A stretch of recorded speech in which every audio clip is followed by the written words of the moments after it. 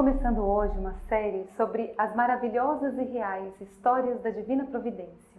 Relatos verídicos da minha vida e também de outras pessoas, quem sabe da sua, sobre verdadeiros milagres e lindas intervenções divinas na história. E você sabe o que é a Providência Santíssima ou a Divina Providência?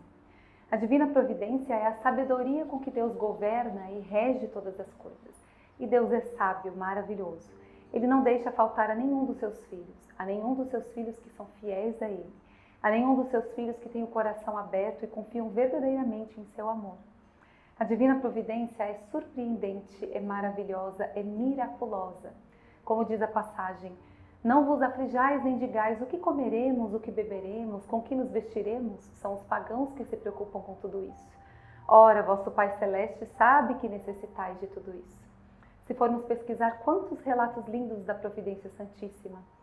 A Divina Providência alcança o filho mais pobre e até mesmo o filho mais rico.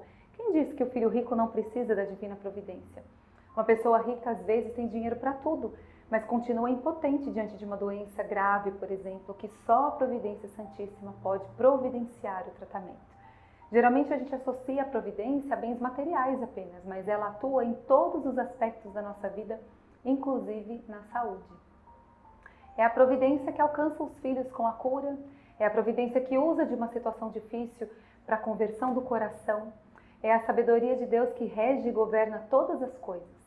Às vezes a gente não entende por que está vivendo uma situação tão grave, um problema tão difícil, e depois que todas as peças se encaixam, a gente entende, nossa, tudo foi feito pelas mãos de Deus, que arquitetou com sabedoria e conduziu com amor e gentileza as coisas. Então nós temos muitas vezes uma doença, um incômodo, uma dificuldade financeira, um desemprego, gente com dependência química na nossa família, uma situação difícil de entender, né? Uma situação aparentemente sem solução pode ser a porta de entrada para uma experiência com Deus, para um coração contrito e mais manso. Por causa da dificuldade, a pessoa questiona os seus valores e acorda para a vida, questiona o caminho que tem trilhado e resolve fazer o retorno, a conversão. E às vezes a pessoa tem um coração duro, tíbio, difícil de ser amansado, como um cavalo selvagem. E Deus tem que permitir que aquela pessoa experimente uma situação difícil para salvá-la. Porque só uma situação assim vai arrancá-la do comodismo, da tibieza, da perda de tempo e fazê-la acordar e se dedicar a buscar em primeiro lugar o reino, a dar a Deus o que é de Deus. Às vezes a gente se acha justo diante de Deus, né? Eu busco a Deus, eu rezo, faço tudo o que Ele me pede, cumpro os mandamentos. Será? Será que a gente não é preguiçoso demais e vive querendo só a porta larga? Às vezes nós somos acomodados em nossos valores e como se fôssemos muito bons, né? E a gente não se desfaz daqueles pecadinhos de estimação. Até o pecado da perda de tempo, de usar o tempo que Deus nos dá e que não volta, que é o nosso bem mais precioso, com coisas supérfluas. Mas a gente não investe no nosso crescimento pessoal, a gente fica lá desperdiçando.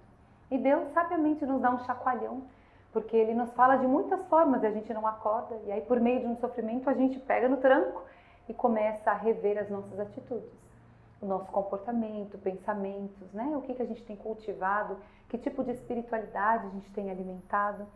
Será que às vezes a gente alimenta um comportamento pessimista, melindroso? Então Deus permite certas rasteiras para a nossa educação. E às vezes a gente não precisa acordar, a gente já acordou, mas Ele permite mesmo assim para que a gente se exercite na paciência e na caridade. Como Abraão, né? Abraão já era um homem íntegro e de fé profunda, que se deixou ser nômade por causa do que Deus mandou. Tinha uma esposa estéril, idosa, e Deus lhe deu Isaac, o filho da promessa, e Deus mandou que ele sacrificasse Isaac. E ele não questionou. Com tristeza no coração, mas repleto de confiança, foi sacrificar o filho. Se com Abraão foi assim, imagine conosco. Deus permite certas provas para ver se de fato, na verdade Ele já sabe tudo, né? Mas para que nós constatemos a nossa fidelidade ou infidelidade, a nossa têmpera ou a nossa moleza, nosso louvor ou nossa murmuração. E para que a gente progrida sempre e experimente quão bela é a Providência Santíssima, quão maravilhosa é a regência que Deus faz de todas as coisas, como uma música mesmo. O maestro vai harmonizando os instrumentos, né? Ora a melodia fica grave, ora aguda, ora dramática, ora suave, ora entra um instrumento, ora outro, e todos os momentos e acordes estão compondo uma linda melodia. Então, o Senhor dá a cada um o que lhe é devido e age com generosidade surpreendendo os filhos em todas as situações.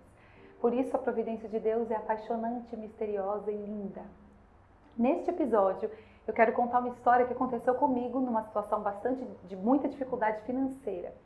Aqui em casa a gente não tem o hábito de sair comentando com ninguém a nossa vida, nem as dificuldades e nem as conquistas, as coisas boas, né? Só quem é muito íntimo nosso sabe do que a gente vive de verdade. E numa situação de muito aperto financeiro e de desemprego, meu marido e eu não sabíamos mais como resolver as nossas contas, né? Nunca murmuramos, nunca falamos contra Deus, nunca nos revoltamos. Visivelmente estávamos preocupados, abalados, mas confiando em Deus até o último segundo, sabendo que Ele nos valeria. E eu fui até o colégio da minha filha para participar de um evento, fui de ônibus, e na hora de ir embora eu percebi que eu não tinha nenhum real na carteira. Eu estava sem celular, meu celular não tinha crédito para eu ligar para meu marido, e aí sentei no ponto de ônibus pensando como que eu resolveria aquilo, como que eu ia voltar para casa, né? Quando eu vi que não tinha solução, eu decidi caminhar os 9, 10 quilômetros que faltavam a pé. E aí nesse momento chegou um mendigo do meu lado, todo descabelado, sentou do meu lado e falou: "Você me dá R$5 para eu tomar um café?" Eu falei: "Olha, meu querido, eu sou tão mendiga quanto você." Abri minha carteira, mostrei, falei: "Eu não tenho nenhum real nem para voltar para casa. Eu só não estou descabelada, mas olha só." Ele falou: "Ah, então deixa que eu pago o seu ônibus." Eu falei: "Ué, mas você não me pediu R$5 para tomar café?" Ele falou: "É que eu tenho um cartão de ônibus e daqui eu não tiro dinheiro para tomar café, mas eu posso pagar a sua passagem." Ele esperou o ônibus comigo. Quando o ônibus chegou, ele entrou, falou para o motorista: "Ó, só vou pagar aqui a passagem da colega e já estou descendo." Pagou meu ônibus, desceu e foi embora. Eu voltei para casa impressionada com a manifestação surpreendente de Deus. Isso era por volta das 10 horas da manhã. Naquele dia, a nossa geladeira estava vazia, meu marido e eu pensávamos como pagaríamos as contas daquele mês. E um casal amigo chegou em casa no fim do dia para estar conosco. E conversa vai, conversa vem. A esposa do nada, com muita discrição, me perguntou: "Camila, vocês estão precisando de alguma ajuda? De alguma coisa financeira? De alguma necessidade?" E eu falei: "Olha, querida, eu não comento nada com ninguém e a nossa situação é muito pessoal, mas já que você perguntou, sim, nós estamos passando dificuldade." E aí contei para ela o que a gente estava vivendo. Para resumir, ela pegou um boleto que a gente tinha e pagou. E depois pediu a conta do meu marido e nos transferiu R$10.000.